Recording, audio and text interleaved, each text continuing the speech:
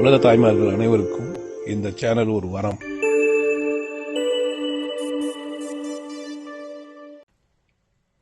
அனைவருக்கும் வணக்கம்.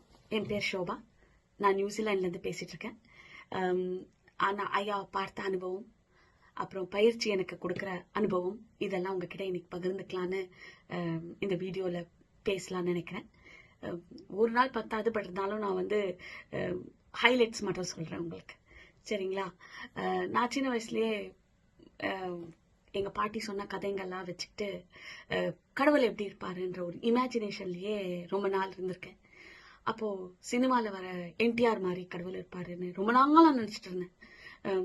அதுக்கப்புறம் வந்து இல்லை, அவர் ஒரு இயந்திரம் மாதிரி ஏதோ இருக்கும், அவர் எல்லா இடத்துலையும் போய் பார்ப்பாரு, நம்ம என்னென்ன பண்ணுறோம் எல்லாம் நோட் பண்ணுறாரு. அதுக்கப்புறம் இல்லை அவர் கம்ப்யூட்டர் மாதிரி தான் இருக்கணும், எல்லாத்தையும் கம்ப்யூட்டர் மெமரியில் போடுறாரு, ஸோ அதனால தான் அவருக்கு எல்லாரும் என்னென்ன பண்ணுறாங்கன்னு தெரியுது அப்படின்னு நினச்சிட்டு இருந்தேன். கடவுள் இப்படி இருப்பாரு அப்படி இருப்பாருன்னெல்லாம் நிறைய பேர் நிறைய சொல்லியிருக்காங்க. அப்புறம் பார்க்கணுன்ற ஒரு ஆசை. அப்போது நான்வெஜ் விட்டுரு, கடவுளை பார்க்கலாம். ஆனால் நான் வந்து கல்யாணம் பண்ணிட்டு வந்த குடும்பம் வந்து நான் வெஜிடேரியன் நிறைய சாப்பிடுவாங்க. என் வீட்டுக்காருக்கு நான் வெஜிடேரியன் இல்லாத இருக்க முடியாது. அப்போது ஒருத்தர் சொன்னாங்க, நீ அவருக்கு செஞ்சு வச்சிரு, நீ சாப்பிடலனாலும் பரவாயில்ல அப்படின்னு. ஓகே, அது நல்லா ஐடியாவாக இருக்கேன்னு சொல்லிட்டு அந்த மாதிரி நிறைய வாட்டி ட்ரை பண்ணியிருக்கேன்.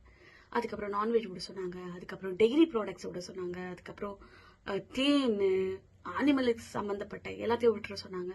எல்லாமே ட்ரை பண்ணியிருக்கேன். எல்லாமே ட்ரை பண்ணிட்டு அப்படியாச்சும் கடவுளை பார்த்துடணும் அப்படின்னு பார்க்க முடியல. தெரியவே இல்லை கடவுள் எப்படி இருப்பாருன்னு.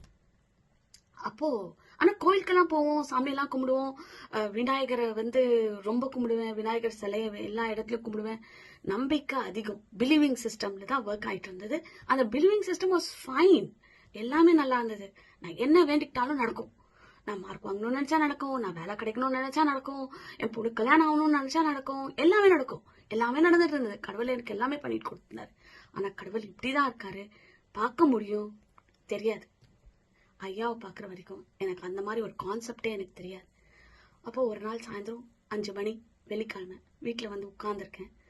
அப்போ எங்கள் வீட்டுக்கார் வந்து ஐயாவுடைய அந்த மாட்டுக்கறி வீடியோ காமிக்கிறாரு. அவரே இதுக்கு காமிக்கிறாரு.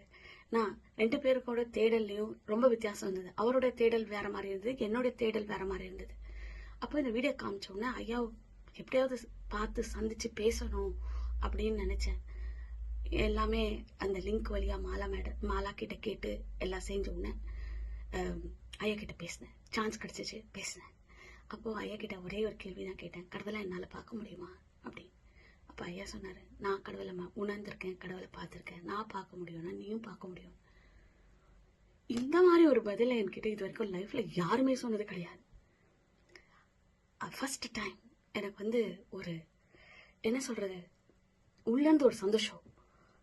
கடவுளை பார்க்கலாம், இந்த ஜென்மத்தில் பார்க்க முடியுமோ முடியாதோன்னு நினச்சிட்டு இருந்தேன். அப்புறம் உபதேசம் வாங்கினோம், பயிற்சி பண்ணோம், அப்புறம் கடவுளை பார்த்துட்டேன். That was the moment. அதுக்கு மேலெல்லாம் என்னால் எக்ஸ்பிளைன் பண்ண முடியாது. நான் என் லைஃப் தம்ஸ் அப் ஆயிடுச்சு. அப்புறம் பயிற்சியை பண்ணிகிட்டே இருக்கிறோம். பயிற்சியை பண்ணிகிட்டே இருக்கும்போது எப்படி அந்த எக்ஸ்பீரியன்ஸை சொல்லணும்னா, அந்த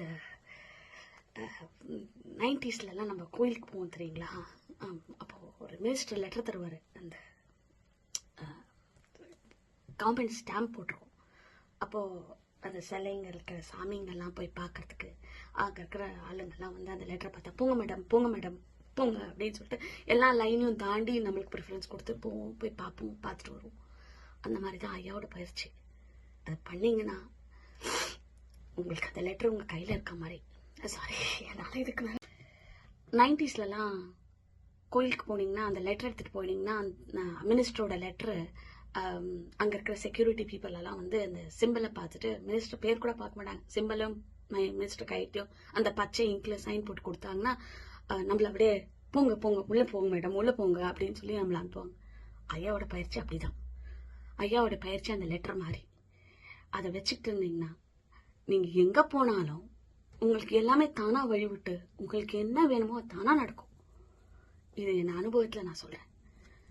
ஆனால் இந்த லெட்டருக்கு எக்ஸ்பைரி டேட் இருக்கு, ஒரு நாள் தான். அதனால நீங்கள் டெய்லி பயிற்சியை பண்ணணும். நீங்க டெய்லி பயிற்சி பண்ணிட்டு இருந்தீங்கன்னா அந்த லெட்டர் நீங்க உங்க கூடயே வச்சுட்டு இருக்க மாதிரி இருக்கும். ஸோ தயவுசெய்து எல்லாரும் வந்து ஐயா கிட்ட போய் எப்படியாச்சும் அந்த லெட்டரை வாங்கி உங்களுக்கு வச்சுக்கணும். அந்த லெட்டருடைய மகிமை வந்து வேற லெவல். அது நம்மளை சமாதி வரைக்கும் கூட்டிட்டு போகும். நான் அது வரைக்கெல்லாம் நான் இன்னும் போகல, அதனால அதெல்லாம் என்னால பேச முடியாது. என்ன அனுபவத்தை தான் நான் பேச முடியும். என்ன அனுபவத்துல அங்க போய் அது எவ்ரி டே ஆக்டிவிட்டீஸ்க்கு உங்களுக்கு சக்சஸ் தான் கிடைக்கும். அதனால தயவுசெய்து நம்ம ஐயாவுடைய சமகாலத்துல இருக்கோம், எல்லாரும் போய் அந்த லெட்டரை வாங்கிடுங்க. வாங்கிட்டு உங்க லைஃபை சுபிட்சமா வச்சுக்கோங்க. நான் நியூசிலாண்ட்ல இருந்தே என்னால ஐயா ரீச்சபிளா இருக்காரு, தேங்க்ஸ் டு த டெக்னாலஜி. நீங்க எல்லாரும் வந்து எப்ப நினைச்சாலும் சத்சங்கத்துக்கு போயிட்டு அவர்கிட்ட அந்த உபதேசம் வாங்கி அதை நீங்க எடுத்துக்கிட்டீங்கன்னா உங்க லைஃபே வேற லெவல்ல போயிடும். ஐயா கிட்ட போனீங்கன்னா ஒரே ஒரு ரூல் தான், போகணும்னு நினைச்சாலே போதும். எல்லாரும் நல்லா இருக்கணும்னு நினைக்கணும். ஐயா நினைக்க வச்சிருவாரு. நம்ம கூட இருக்கிறவங்க, நம்மளை சுத்தி இருக்கவங்க எல்லாருமே சுபிட்சமா ஹாப்பியா இருப்பாங்க. நம்ம வாழ்க்கையே மாறிடும். அனைவருக்கும் வணக்கம்.